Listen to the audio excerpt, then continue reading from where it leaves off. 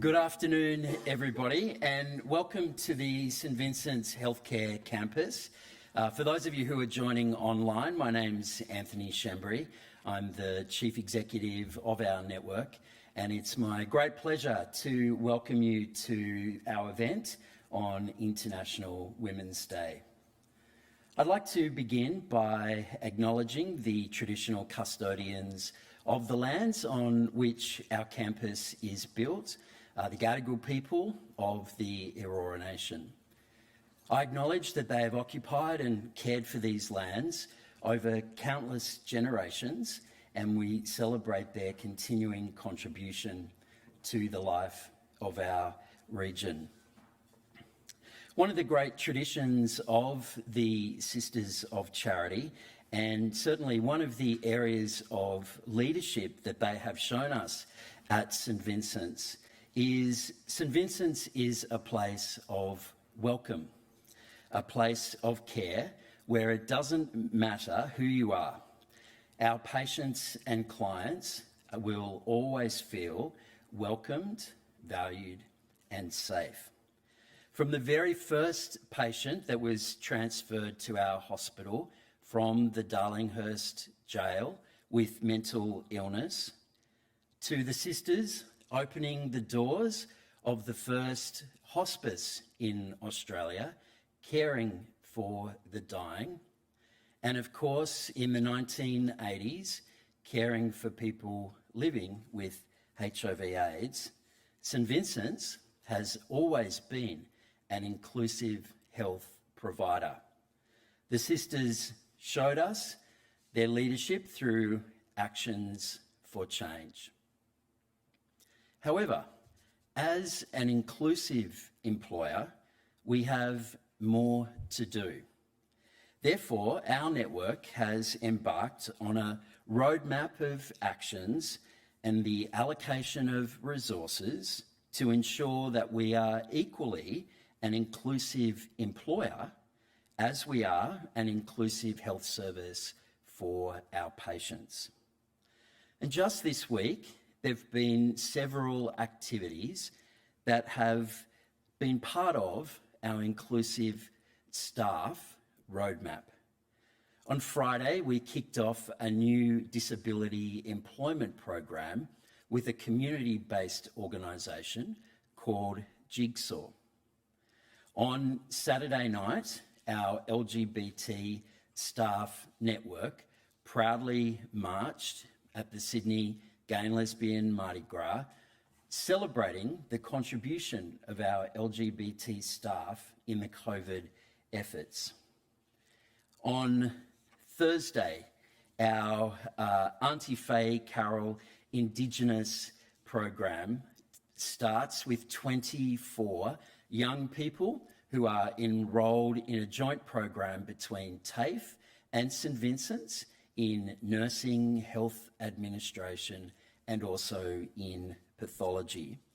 And later this week, our Staff Youth Advisory Board will commence their work to build a more environmentally sustainable workplace with our young people taking the lead.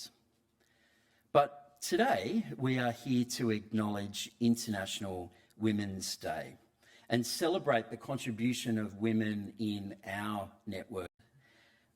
About 2 years ago, I signed up as a male champion for change, part of a group of some 250 male CEOs who have come together with women advisors to promote equity, gender equity in the workplace, and also to promote gender pay equity as well.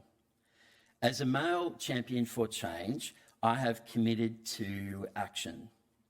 I've signed up to what's known as the Panel Pledge, where I've committed to not speak at forums and invited events where there is not fair representation of all genders. I've declined speaking engagements, and just by saying no, that in itself has become an awareness-raising exercise. My senior leadership team partnered with CEO Women Australia to conduct a workshop on our leadership shadow to work through as a senior leadership team, how can we promote gender equity here in the workplace?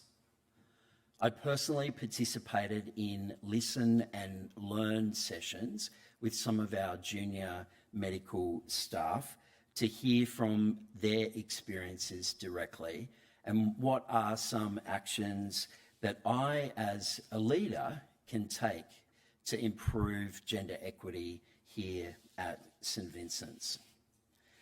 And so today, we are here to continue to listen and learn from our panellists of women leaders. And so to kick off, I'd like to introduce our MC. It's my pleasure to welcome Kate Orbison from the Sydney Morning Herald. Kate is the health editor and previously the Herald's breaking news reporter. Kate was senior journalist at Australian Doctor and reported across 11 specialist update titles for medical specialties. Please join me in welcoming Kate as our MC. Thanks very much. Well, thank you very much, everyone, and thanks, Anthony. I think it's really no mean feat for any institution to interrogate the challenges and shortcomings they face when it comes to gender equity, and to do so in such a public forum is even braver. So thank you all for being here so graciously. I'm sure you've all been to many a manel, and this certainly isn't one. It's a lovely, refreshing change. Anthony, you are very welcome to speak today because, as you can see, we outnumber you. But let me introduce our panellists today. We have Associate Professor Anne McCormick, an endocrinologist at St Vincent's Hospital, a researcher at the Garvan and a member of St Vincent's Women in Media Group. We have Sandra McPhee, Board Director of St Vincent's Health Australia, Associate Professor Nada Hamad, a haematologist at St Vincent's Hospital and Chair at St Vincent's Women in Medicine Group.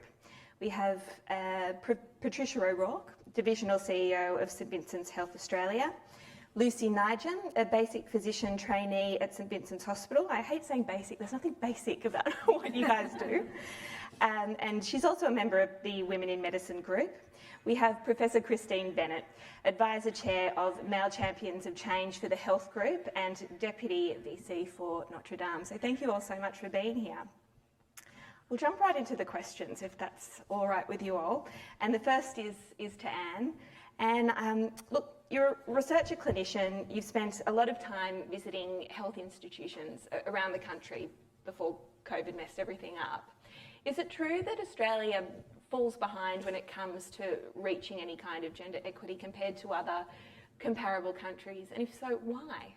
Yeah, I think I believe that we are falling behind. I think there was some real concerted change early on with a lot of the global equivalents, but I think there is, with lack of policy-driven changes and targets and things that other countries have put out for their changes, I think basically, yeah, we're falling a little bit behind because we haven't sort of assigned to those targets. So I believe that there is, and certainly I have to say we've made a lot of progress in Australia, I do believe, but if you look at our medical graduates, you know, they're 50-50 women, but when we're still looking at the top echelons of leadership, we still have a vast fallout in terms of women in representing those positions. And that's where I think we have a long way to go in terms of career progression for women within medicine.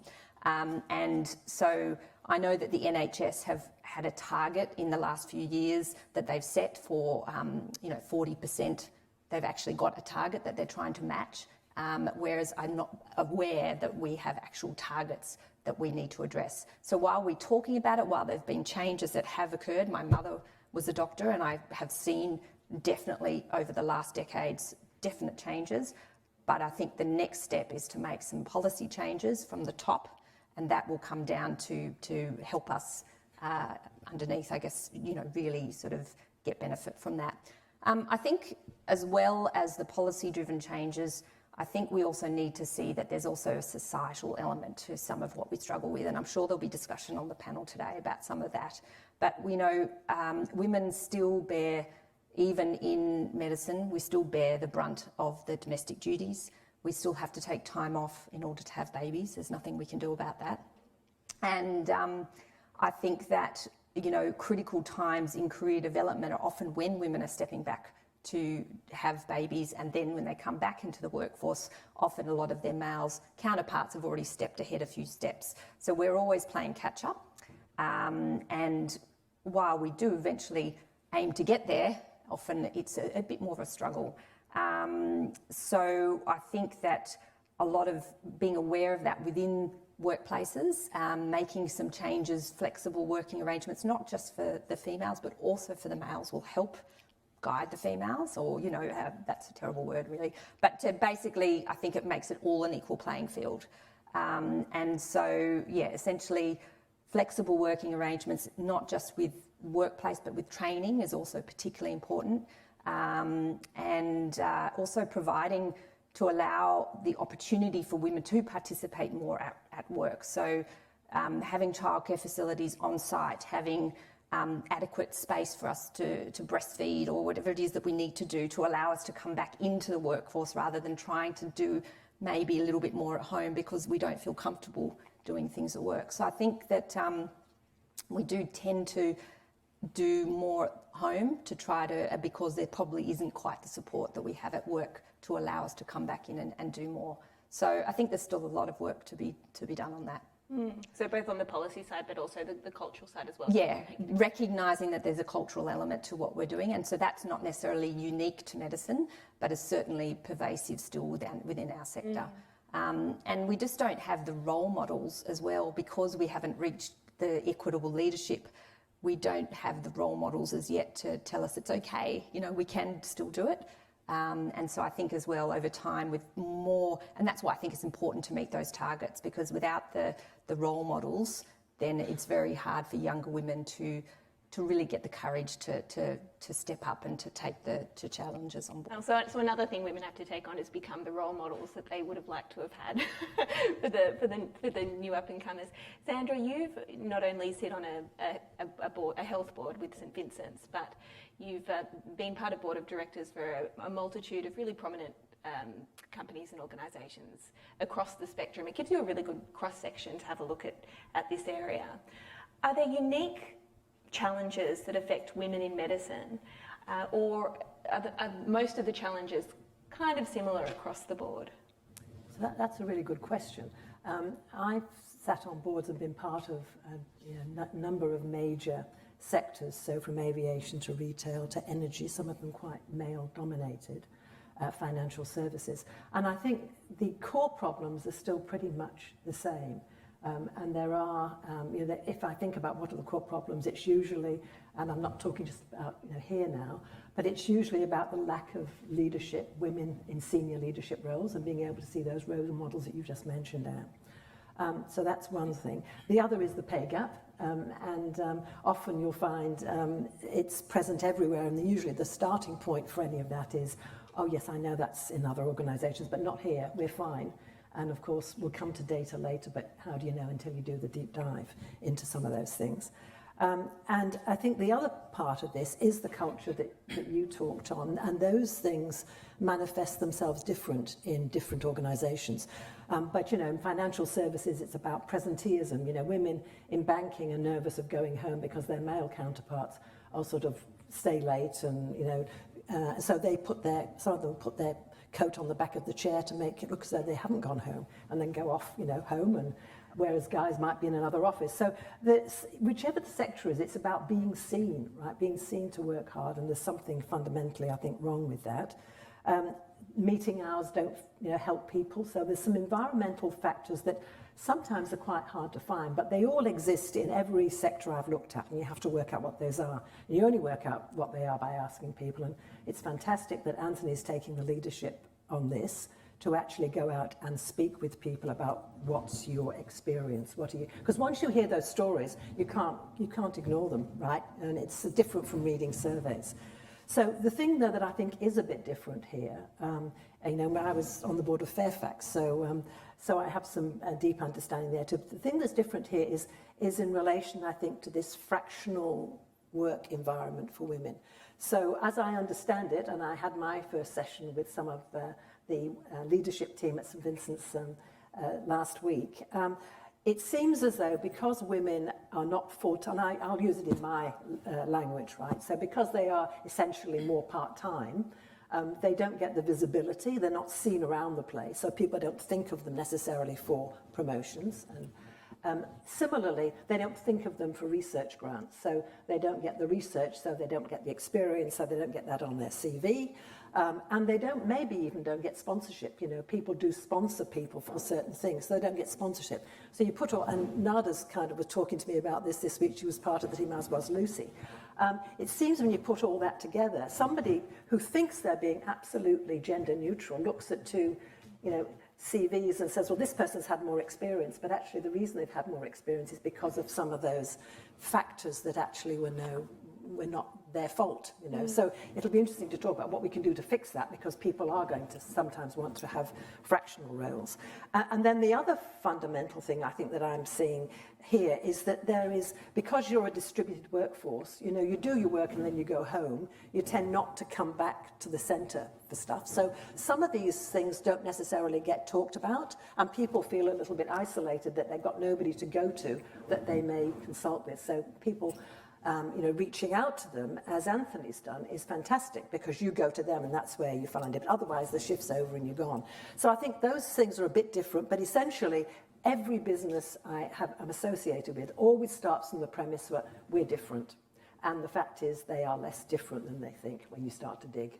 So if you can put that aside and say, well, what are the lessons we now need to learn? You know, get rid of that excuse. I think it's a good place to start. And you mentioned another good place to start is doing the deep dive, getting the data so you know what you're dealing with. And Nada, that's exactly what you're working on, isn't it? Yes. Could you tell us a little bit about that research? So, you know, I think one of the drivers for me doing this is I've sort of had an awakening into intersectional feminism and learning and understanding more about gender science and race science, and recognizing that there's a tremendous history and evolution in our society and culturally. And when I take that into medicine and look at medicine with that lens, it opened my eyes to a number of things. We don't really value the lived experience very much in medicine in general, whether it's looking after patients or our colleagues or our working environments, and that's a missed opportunity. And I think that once you start asking people about their experiences, their environment, you start to see themes and commonalities that are really, really important, that can really determine how you address a problem. So from the Women in Medicine group, coming into it, and I sort of just threw myself into it, to be honest, and said, look, we all seem to be having the same stories, and we as a sisterhood get a lot of validation and support from each other when we talk about these things, because we feel, okay, so I'm not crazy, yes, this is not right, or yes, I feel that I'm under-supported or not sponsored or not mentored, or I'm not getting the opportunities I ought to. And so we share that, but it doesn't go very far. And then learning about gender science then turns it into an academic exercise. This has obviously happened in multiple other industries. This is not unique to necessarily medicine, but the experiences may be unique. So we sat together and tried to nut out, well, what are these themes in our experiences and how do we measure them? Because if we look overall and say it's a gender pay gap, that doesn't reflect our experiences, right? So what are the interconnected or factors that come into this? Why is it that there is either a gap in career progression or pay or even work satisfaction? What is missing? What is the experience that we're trying to articulate? And so I went back and looked, as a scientist would, and the analytical person that I am, at the literature to find out, has anyone actually documented these experiences in an empiric way to distinguish what women and men go through and why there's a disparity. And the literature is very poor. So there's not much, particularly in the medical sector. There's a number of areas of growing research around specific subspecialties. So at the moment, there's a broad amount of literature around surgery, neurology, even anesthetics, endocrinology, but it's not looking at institutions or health campuses. Mm-hmm.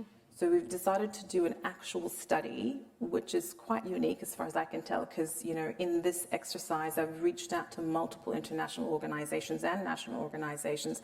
And indeed, in fact, it is unique to look at a health campus specifically from the point of view of doctors, female doctors, and what on a campus translates into what I call compounding micro-inequities. So one inequity compounds with another that leads in reality to poor progression into leadership and poor progression academically or even from a career perspective, such that women feel satisfied and feel positive about their career trajectories.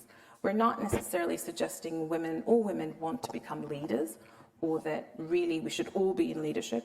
It's a question of opportunity and satisfaction and leveraging the incredible human resource that we have in the women in this room and on this campus. And so how do we do that for an organization or institution successfully? So what we've done is looked at personal experiences, tried to put a measurement around it.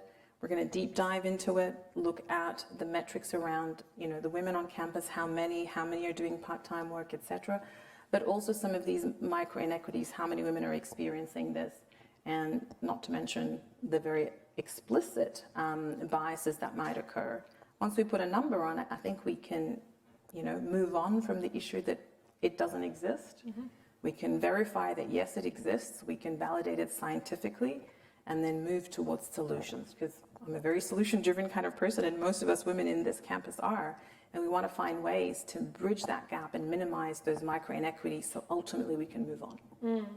As Anne said earlier today, you can't argue with data, and once you've got that data and you can present it to people who have the power to make that change, it's less a nebulous kind of insurmountable thing and more of something that you can build to redressing. Precisely. And when you break it down into the small bits and pieces of the subtle issues that we all experience, we just haven't had the language to describe or explain. That exercise in its own right was extremely revealing for me. It was like an epiphany that actually these micro-inequities happen in multiple areas in life, both societally, culturally, and other institutions.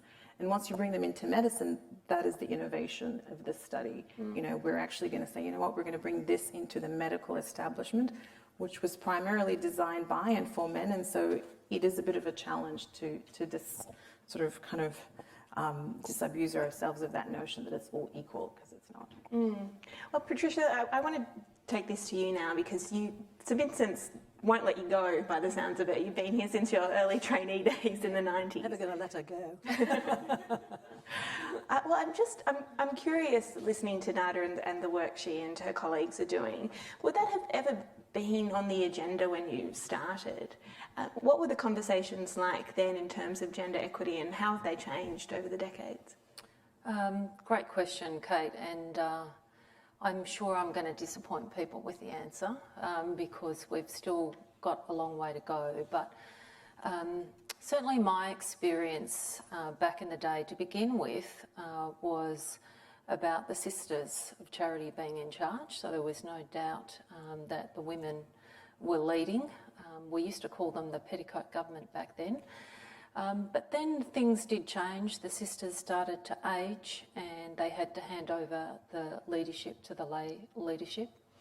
And for most of my executive time, I'd have to say my experience was very male-dominated. For many, many years, I was part of an executive being the only female. And I have to call out people like Sandra, the female board members that we have today, and Toby Hall, who 6 years ago really made a policy change and said, no, we need gender balance. And so 6 years ago, I was part of an all-male executive, which now is 50-50, male and female, and I now have fair pay parity. But it's taken us a long time to get there. The sisters had it right, then we got it wrong for a little while, or a long while, and now we're getting back on track. I think if I look at the public division alone, we've got female CEOs, we've got female executives, 50-50 gender balance. Many of our general manager positions are taken up by females, but where we really let ourselves down is in medical leadership.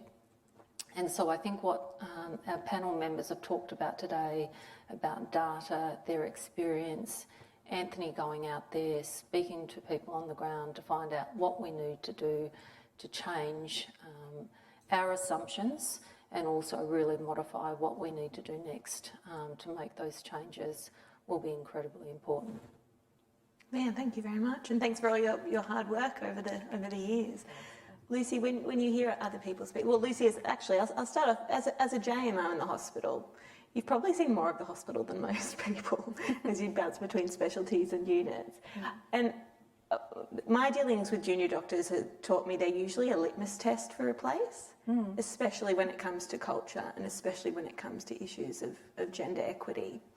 So in your position, what do you see as the greatest challenges for St Vincent's?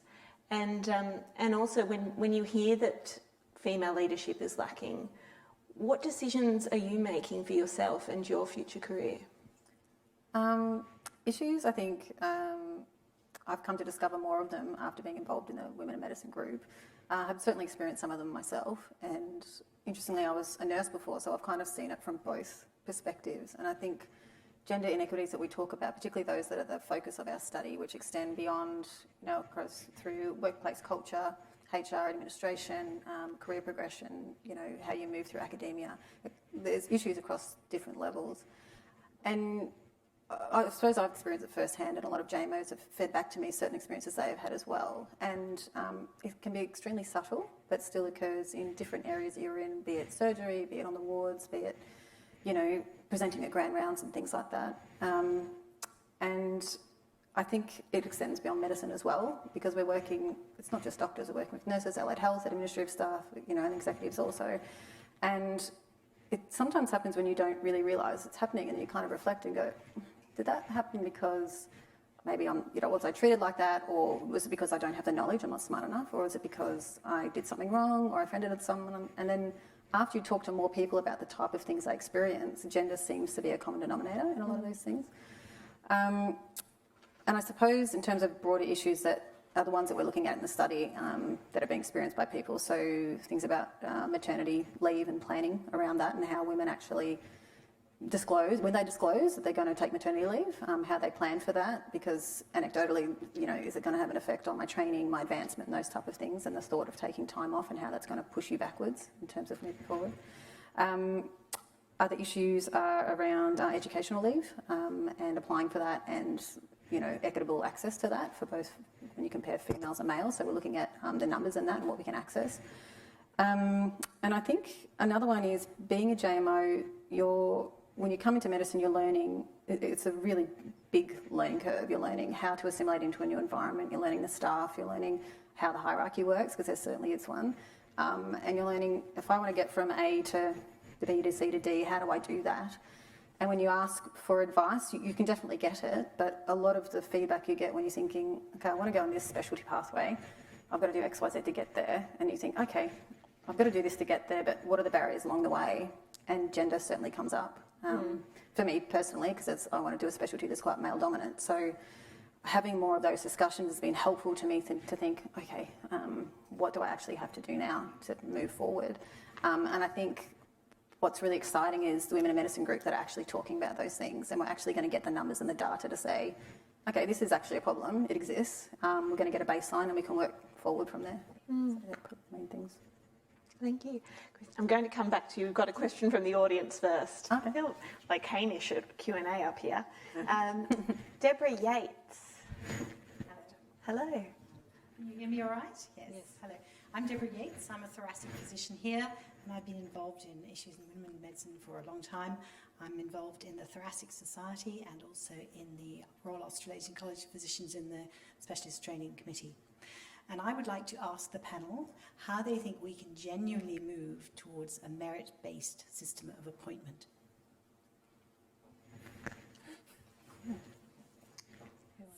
Who wants to go?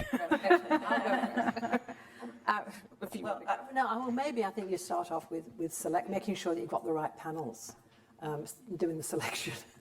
Often, and so I won't use examples here because I haven't deep dived into this, but I know in other places where they've had expert panels interviewing, they haven't had a woman, or they'll say, no, we have a woman, and I say, what's the woman? What role does she have? And it might be a junior HR person, for instance. So the woman that they've got appointed is actually not somebody who has the gravitas to be able to hold male counterparts to account when they're interviewing somebody and say, no, that's not what I heard this. So that's the first thing. The things that Anthony's doing about not speaking on a panel where there isn't a woman is really important, but making sure that you have a panel which is balanced, and do not spend any time on we haven't got any women that they're too busy, or there aren't any here. There's many women like me, like Trish, like Annie, who's our head of people and culture, from other organisations that would be very happy to come and sit on a panel with you when they're going through that. So get some senior people on the selection. And then the other thing is to say, and don't even come to me with a list of candidates until you've got at least 2 women in that selection group. And so that makes the people that are putting the group forward on the mustard as to, well, who have they got? And so now it might be easier in other industries or sectors to do that, but making sure that you've got the women, where are the women, asking those questions. So that's just the beginning. And now we can pass to you for all the expertise of what really happens internally. I think this is a vexing question in medicine, because for the longest time, I thought about merit in the construct that I've been conditioned to understand it in. What credentials have you got? Did you do a PhD, et cetera, publications? These metrics that I thought were real, demonstrable measures of merit. And now that I'm older and wiser from multiple experiences, actually we need to reevaluate what we considered as merit. Because I think we talk about things like relative to opportunity. How many papers, let's say, for example, you publish relative to the opportunities you had, and that usually goes down the track of, well, how many months have you taken off maternity leave, and can we recalculate this metric compared to the time off? Not the quality of the work, not the kind of person you are, what your personal and character strengths are, what you can offer in an institution. These are all metrics that are very foreign in medicine, and I think, in my mind, having conversations now with people who are academically minded in the space of gender equity and diversity in medicine, it's really blown my mind that the common theme is that we need to deconstruct this concept of merit and reanalyze what it is that we value for our patient care, for our institutions, for our leadership, and rethink what it is in medicine that needs to shift around that.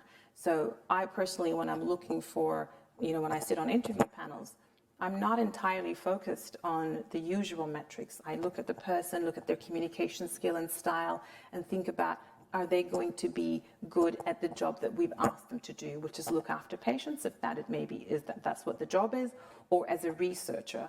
And it's not necessarily going to be reflected in past history or the current metrics that we use. So reimagining or, redesign of merit, I think, is really, really important. And I'll just add to the merit conversation, because I know there's been a lot of discussion in HMRC. Typically we'll put, a whole category on relative to opportunity. And I know for a lot of women, there's a lot of angst about what they should write in that particular part of the equation, because even if you have taken time off for children, that's not done and dusted. You still have, and there's probably unconscious bias behind the people reading that, thinking, oh, they've got 3 children, so how are they going to then, be able to hold down the grant? And so I think there's this unconscious bias that still exists when you've put that. So I know that there have been women who have not wanted to disclose in full entirety that relative to opportunity, because they're fearful that then it will have repercussions for how their grant is assessed.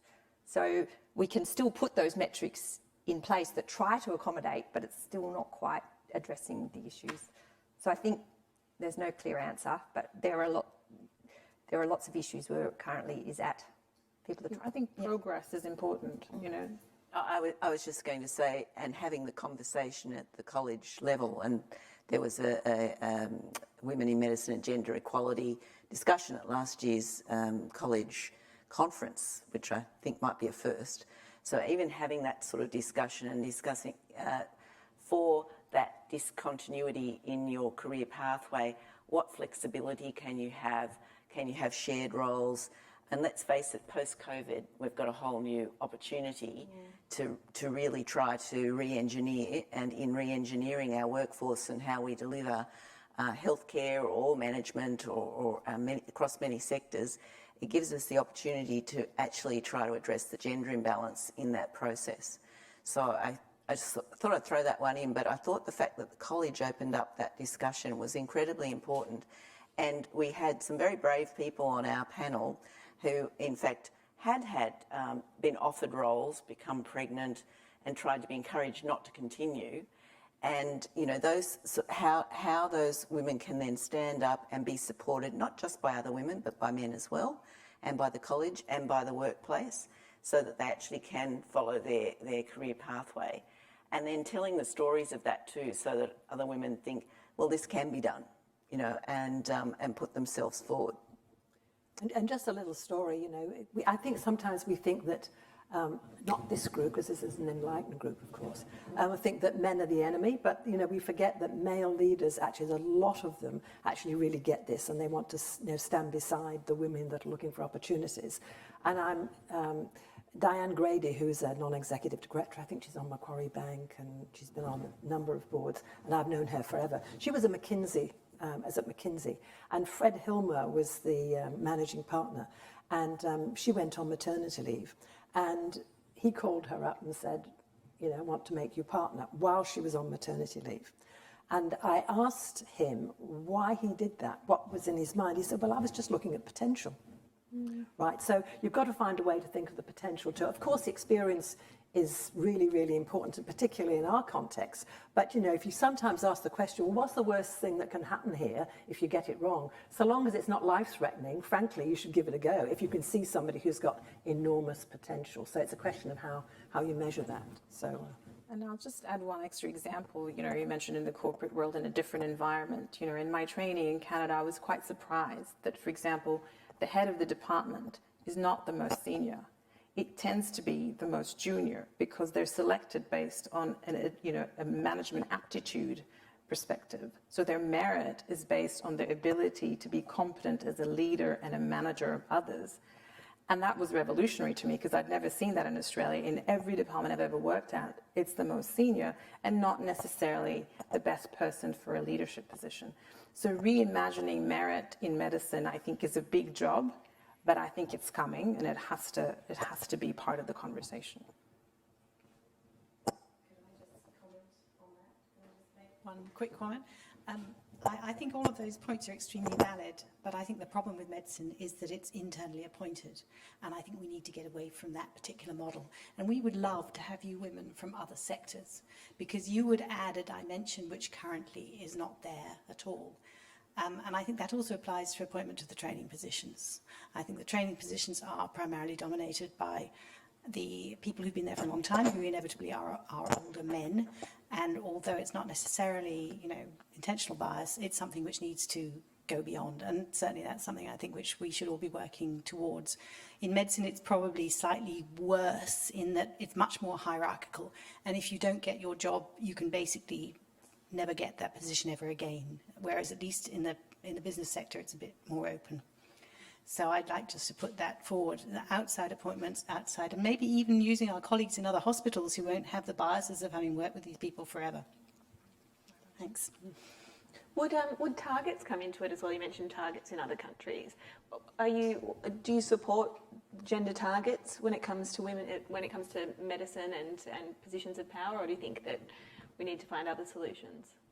Well, I think your targets, people get hung up on targets, objectives, whatever you want to call it. I think you start with what does the data tell you? What are the facts?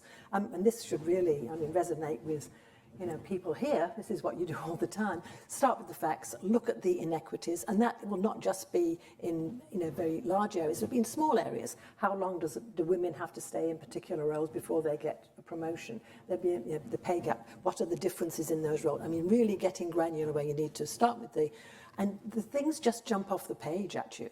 So whether or not you're saying this is a target or it's a goal or it's an objective, I don't mind, but you want to see it improving, right? So people should have those, and they should be actually prepared to communicate those and tell others what those are. So it's not a secret. This is where we are. This is what we're going to do about it. And if we don't make it, Anthony has other targets over time, and sometimes they're not made, but then redouble the efforts and get on with it next time. Every leader has things that they talk to the Premier. She has some targets which she hasn't completely fulfilled, but she's just, she's in there going after them. So I think that's important. Identify it, go after them, and then report on them and share them. I am a little bit of a fan of targets, especially in an area where there hasn't been any progress for a long time. I think it really forces the change that needs to happen, and I think we've seen that with our targets that we've set for our Indigenous employees. And I'm not opposed to it, not because I disagree with what Sandra's saying. That's a very considered way in which we can address what's stopping these targets being met. But I think we've waited long enough, and I'm not opposed to setting the targets, to be fair. Christine, I'd like to hear from you on this one. Yeah, no, look, as long as the target doesn't become the only thing, and I think that's what everybody's saying, you don't know what you don't know, so you have to measure and know where you're heading. I think, Sandra, that's your point, and Nada's putting that into actual practice. But then, if you're going to set a target, you've got to understand the context as well. I'll just tell you an interesting story. You may have heard this one, but for years, only about 15% of applicants to ONG were women. And then suddenly in 2019, 85% of applicants for ONG were women. And all of a sudden the college goes, oh, yeah, what are we going to do? We haven't got there's hardly any men. And so the whole conversation turned around to saying, oh, well, maybe we should have 30%, and 40%. Or maybe we should have 40%, and 20% on merit. But it was like suddenly there was a conversation to be had around that. So knowing where you are and maybe suggesting what the targets are, but the suggestion was that they'd fill their 30% with the male applicants, which meant everyone who was a male got in, and then the other 85% would compete for the. Wouldn't that be nice if it was the other way around? But if it was the other way around, so I'm not trying to be smart. It's just sort of like it was like a wake-up call that it can swing the other way. Pediatrics for a long time has had a majority, and I'm a paediatrician, of applicants being women, but in the surgical specialties in particular, there's a much lower number of applicants. And my thing about that is I wonder why there were so many women, why so few men. So is anyone asking that question? Well, ask it, and then I'll write an article about it, because that's fascinating. Well, I have a theory, because, having been, Dean of Medicine for 9 years, I think a lot of the feedback we got from our students was when they were in an obstetric environment that women were wanting, and some for cultural and some for personal, they were wanting a woman obstetrician. And so some of the fellas who had been thinking about that shifted to the surgical specialty. That's just an anecdote. That is not evidence-based, Nada, I'm just saying. So, but yeah, it's interesting how these sorts of things can catalyse a conversation. And so... One of the things I would also point out about targets, which I think is quite a nuance in Australia, is our level of private healthcare versus public. So one of the things I was thinking about is that when you can have these wonderful policies and you can try and adhere to them, and it'll often be the public system of which those policies will first come out. But anything can happen in the private system. And when you've got more ability to earn more money and more time to earn that money and be able to pay the rent at the high level of the, the private hospital places, basically that will gear it up for men. And so the women then fall out a little bit on the private side, I think, because they're less likely to have the same pay level. So I think also bringing along our private partners in a lot of these policies is going to be very important, because Australia is heavily private healthcare in the scheme of things versus, say, the NHS. So a lot of the public policies obviously can filter easily. When I was in Oxford, they had, and I was amazed, they were able to have clear equivalent staff specialist roles where you were given 50% of your time for research, 50% for your clinical load, and everybody just got 1.0. That's what you were. I mean, so it's so much, I suppose, easier to have when the roles are clearly delineated. You've got the public funding. You can just put. Here, everything's a little bit in the public, and then if you want to top up your income, you try and go into the private system. But you know what I mean? It's just there's a private lean in Australia, which I think is going to make it a little bit more challenging for us to have the policies filter down. I agree with that. I think in Australia, artificial targets that apply to countries where you have a predominantly, 100% public sector, and policy can filter down quite consistently, and they have a very different government oversight system where everything is governed and monitored and targets are reviewed and managed. We don't actually have that here. Our health system is quite different in terms of Commonwealth and state funding, private, public. So in Australia, my feeling is the solution is disruption and innovation. It's about changing the game a little bit, so talking about merit in a different way, talking about leadership in a different way, thinking about how do we hold people accountable for those changes and that disruption.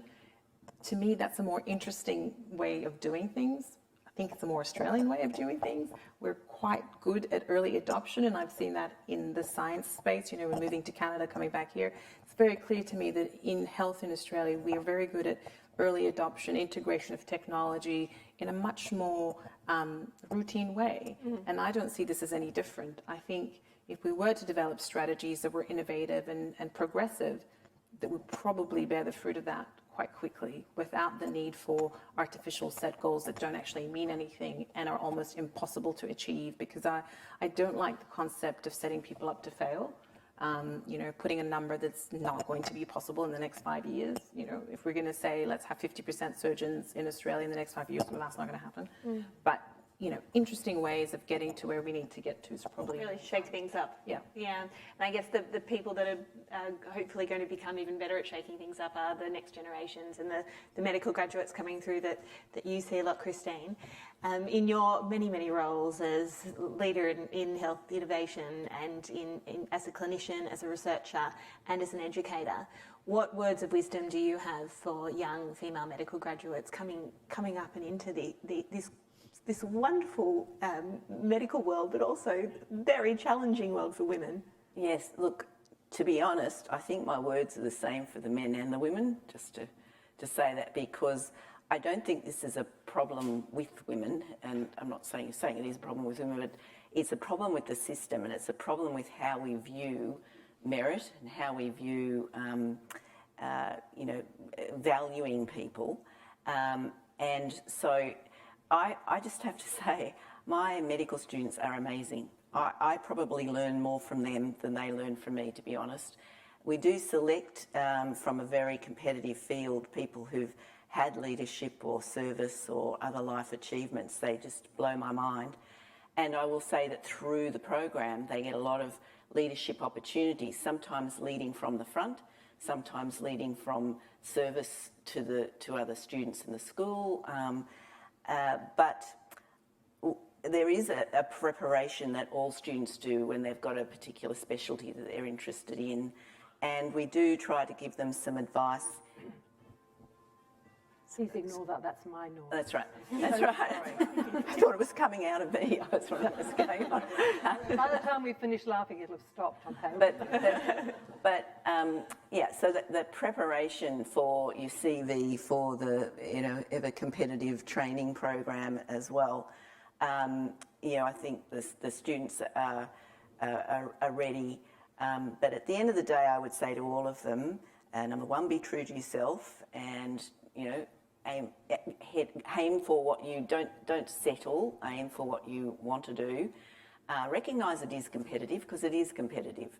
Often everyone will have the merit that could go into that role. So, how are you going to be different? There's ways of contributing in many different ways. I think students always ask me, when's the best time to have babies? Women do. And I'm not sure there is a best time. I think when you're having the baby, that's the best time.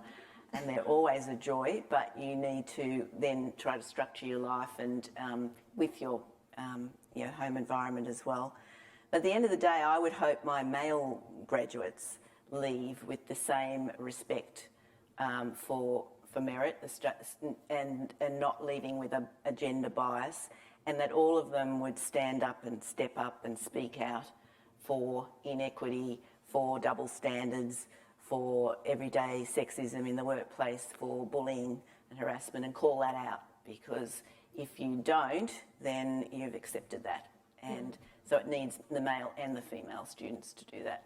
And the last time I was on this stage was for a Women in Medicine session that was run by our students. So, I think it's very current, very topical, and not there yet, but I think we are making a lot of progress, and I can't wait to see NADA's measurements, because I think data is something that changes behaviour, particularly in our discipline. And so, being able to see where we've been and where we're going will make a big difference. I'm going to call on another question from the audience, and this one's from Sarah Michael. Hi, Sarah. Thank you. So I work with the junior doctors, and I had a question to the panel around having genuinely flexible work options. So we talk a lot about having flexible options, but actually they're not that flexible. You have to job share. You have to find someone to job share. You do it 0.5, and often they're the jobs that other people don't want. So I'd like to put to the panel, how can we have and create genuine part-time options for our junior doctors? And is there anything we can learn from other industries? I might start off, because when you asked that question, Sarah, I thought about COVID. And what it taught us during COVID was that you don't have to work 40 hours a week. You don't have to be at the hospital to complete your job. And you can be a lot more productive and spend less hours in the office.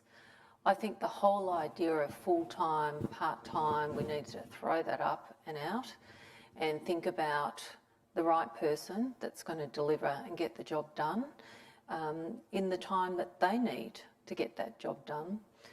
We're not doing this well, and I'm going to own this. I've got an executive in Sydney who we know has one day off a week. It's a set day, and people continue to make time to meet with her on that day off. And many a time I've gone to a Teams meeting and she's got 2 little kids jumping up and down on her knee trying to conduct that meeting. So we talk about flexible working hours and letting people work from home and having days off, but we're not actually adhering to it and respecting them. And I think we really do need to think differently about work hours. I would like that right. Today is my day off. Yep. So I'd like to, and I think there's a lot of us here who are doing that. And so it's, work. I continuously, I have a part-time fractional job, but it doesn't stop the calls. It doesn't stop my work. And so in some ways, women are penalised for having the fractional jobs, because we still work full-time, but we're just paid less for doing the fractional jobs. And nobody, if a JMO needs you because there's a patient of yours who happens to have had surgery the week before, and I mean, you want them to call you, but on the other hand, you sort of have this conflict within yourself that you want the time to yourself, but of course you're dedicated to your position.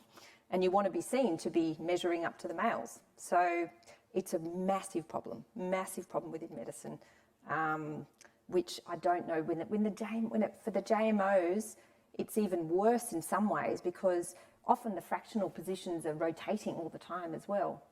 And so if you're asked to find someone a half-time position for a year, what do they do then the following year? And they've got to find some other people. I mean, we have this conversation in endocrinology all the time, and it is always up to the trainee to find that. It's terrible. People just not disclosing pregnancies, trying to hide it at the interviews, wearing certain things. It's shocking. It's shocking what happens. So I think we need to figure out a way to be creative on that front. I'm not quite sure what the answer is yet, but there's a long way to go on that. I think it's interesting as well in Australia. We think that we're the centre of everything sometimes. I mean, this has been solved in many other countries. My experience in Canada was night and day in terms of gender equity and what that meant. There was no longer a moral hazard to hire a woman. In fact, if somebody was going on mat leave, they got 2-for-1 for 6 months paid leave for 2 people to do an overlapping job sharing situation so that the next person can take over. And I'd never thought about that. They treat the human resources very differently. They treat trainees differently. In fact, trainees are supernumerary. They're there to learn, not to serve. So it's not their job to do jobs. Right. This is very different here for us in Australia. The trainees are actually central to this service delivery model. And so if we don't think about this in an innovative way, we'll never be able to nut out this problem of job sharing, because it will always be, you need a bum on that seat. It doesn't matter who it is. And if you can't be there, well, who else is going to be there? So we can't really get over the stumbling hurdle of, well, this is what a JMO's job is, and you need to have that person there. So that's it. We only can fractionalize it at 0.5 and 0.5. We have to be there from 8 to 5. The whole system is designed that way.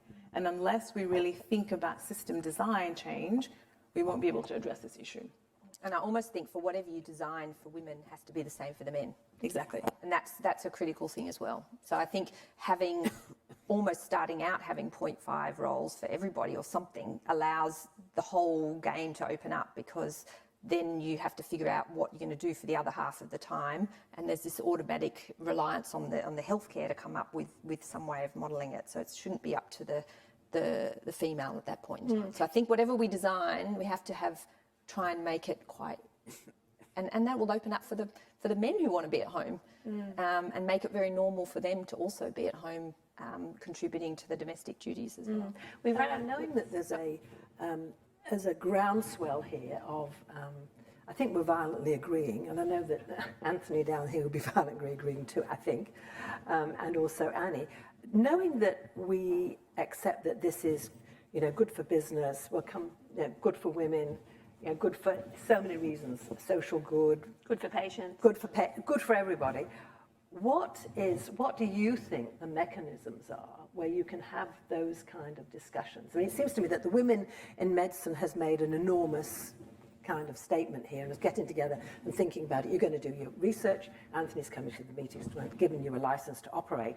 What do you need to do to pick up on that innovation that you've just talked about to get some stuff going, where you don't expect the poor person who's got the problem to get on with it, but knowing that there is that mandate, we do want to change this and we're prepared to support you, you need to think about what people you need to get in the room to make that happen. Correct. And it's not just a group of women who are experiencing the problem, because that will lead to a position where men think we need to fix the women, right, rather than we need to fix the system. So if you can have those kind of conversations and give a group the job, and incidentally, I'm not talking now about St Vincent, I'm talking about any organisation. We had it in investment banking, where they said, some women were really good market analysts and they were appointed to certain accounts. But they said, well, we can't work part-time. Well, guess what? We just worked out a system. Nobody knew they were working part-time. You've got 2 people on the account. One of them happens not to be in the office that day. They don't have to say it. They just handle the inquiry. So changing the job can actually provide the solution. So, I don't know what the solution is. Here am I saying that. But it seems to me that getting a group of people that are smart, dedicated, you have a license in the room, and I think drawing on other industries is probably critical, because we probably haven't seen half of the options that are available to us. Yeah. So I think definitely reaching out and having sort of wider ideas will give us. But innovation is, and I would urge you to try and come up with some solutions, not just for your situation, but by getting groups together that can have the gravitas to get stuff done. You've got your experiences in Canada, so I think it's a fantastic, fantastic opportunity for us, really. That sounds like a really great place to end. Fantastic opportunity. Plus, it's 5 p.m. And I think, and there are really so many opportunities and so many inspirational, capable women to help drive this forward. My last question, do I have time for the one last question? Okay, good. It dovetails really nicely into what you're both saying, which was, what do you want from your male counterparts to help you and to help your female colleagues reach gender equity? Can I just quickly answer that? There's a lot of talk about male champions of change and champions of change. What I actually want from my male counterparts is to learn, is to read about gender equity, gender and race science. Actually go out there and read and learn so that they can recognize when I share a lived experience and I'm not falling flat on my face when they go, we have no idea what you're talking about. This doesn't exist. That is the most singularly devastating and demoralizing experience when someone shares something so vulnerable to say, I've just experienced gender discrimination in whatever subtle way it may be. It's painful for me to experience it. Watching my colleagues or juniors witness that, that's a terrible thing. And when male colleagues look at me and go, that's just in your head, that is the worst. So, I say this to students, I say this to my colleagues, go and read and learn. It's not my job to teach you. There's a science behind this, there's a history around this, there is politics, international and local around this. We can see the news now. Learn. Be learners. In medicine, we are lifelong students. We learn every day and we're conditioned to. So I think this is what I would ask of them. Sounds good to me. Anyone else have a final word for your male counterparts? I suppose we always talk about women leaning in to support women, but we really need your help and we need men to lean in as well. We need male coaches, mentors and sponsors for our female talent within our organisations. I know at times some of my male colleagues have felt uncomfortable about that one-to-one interaction, but let's close that divide and vice versa, have male and female mentors for both male and females and really come together. At the Champions of Change Coalition, because we've rebranded now, and after a decade of male champions of change, we're champions together because we've kind of made that point. But we have that it's about men standing up beside women. So it's not there for men to fix women, it's not men to help women, it's actually standing up beside them because it's all of our problem. This is an issue of getting the very best people into patient care or our economy, and I find that the members of our group have really deep feelings about this. They've got mothers, they've got daughters, and they're wanting a different future and they want to be part of it. So it's not about helping us, it's about them standing up for what is right and beside women. I think I'll just add to that, and I think it's a good segue into the study that we're doing now and putting it out to JMOs to get them involved, particularly in the Women in Medicine group and also the study itself. We've got several areas that we're looking at across some of the themes I mentioned before. And JMOs have actually said to me they want to be involved. Some of them have even done gender equity research or study, and they're interested and they want to understand. And I think my message would be get involved if you can, get in touch, and we want you to be involved. And it's not just about women doing the research. Like because they can be facilitators as well. They can help us do the data and do the crunching and do the writing, so they learn through that process. And they'll probably become, more knowledgeable. And I suppose when we do want males in those leadership roles that support gender equity, they've got that knowledge base already and they've been part of the process. Thank you. Thanks very much, everyone. Thank you so much. That was wonderful. I've learnt so much. I'm sure you all have too. Thank you.